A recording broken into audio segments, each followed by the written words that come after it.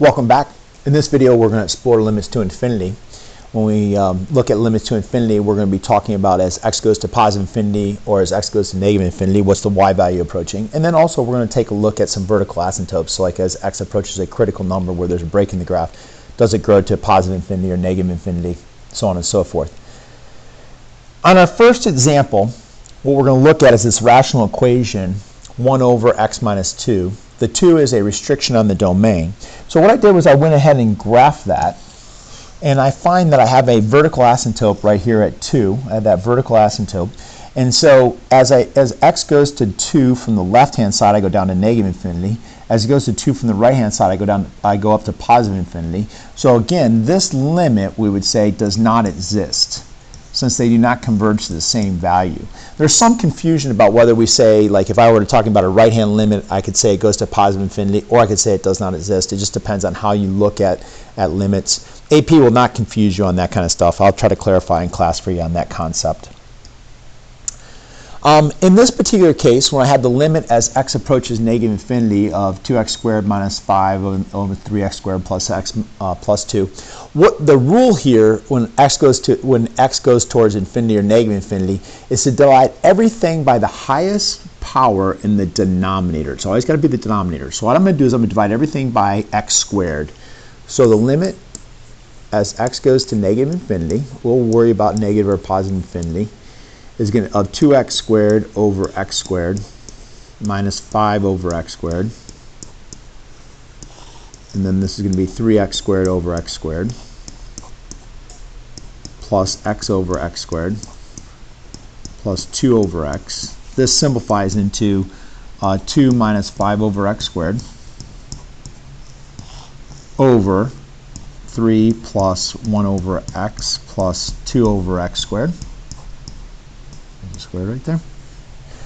Now as x goes to infinity or negative infinity, this grows so large, these grow so large that this becomes 0, this becomes 0, this becomes 0, so this converges to 2/3. You may also know this as a horizontal asymptote. As x goes to infinity or negative infinity, if the powers are equal, then it's the ratio of the leading coefficients. The leading coefficients are this 2 and this 3. It's the numbers in front of the largest power in the problem.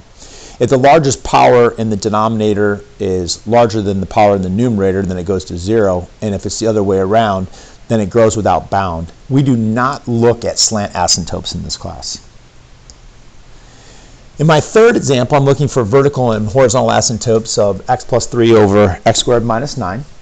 The first thing I have to be careful of here is when I look at a horizontal asymptote, I'm looking at what does it approach, what is it, a horizontal asymptote is going to be the limit as x approaches infinity or negative infinity of x plus 3 over x squared minus 9. Now, in this problem, I would simplify this equation. So I would write it as x plus 3 factor the denominator, so it's x plus 3 times x minus 3. The x plus 3's will drop. At negative 3, there's a point of discontinuity, but there's not infinite discontinuity. So I get 1 over x minus 3. Now, if I evaluate this limit as x goes to infinity, again, I would technically divide everything by x, or you can see that the power in the denominator is greater, so this is going to converge to 0. So y equals 0 is my horizontal asymptote. My vertical asymptote is going to be wherever my equation is undefined. In other words, wherever my denominator equals 0. I'm not going to use this x plus 3. That's a point of discontinuity. I canceled those out, so there's not a vertical asymptote there. So my vertical asymptote is going to be x minus 3 equals 0, or at x equals 3. If you don't remember the rules from Algebra 2 of horizontal and vertical asymptotes, we can kind of specify those in class for you. And then finally, we have an equation like this where I have the square root of 9x squared plus 2 over 4x minus 3, and I'm headed to infinity, or I'm headed to negative infinity. In this problem, because I'm going to infinity or negative infinity, I can pretend like these constant values don't exist. So I can say, oh, this is going to drop out.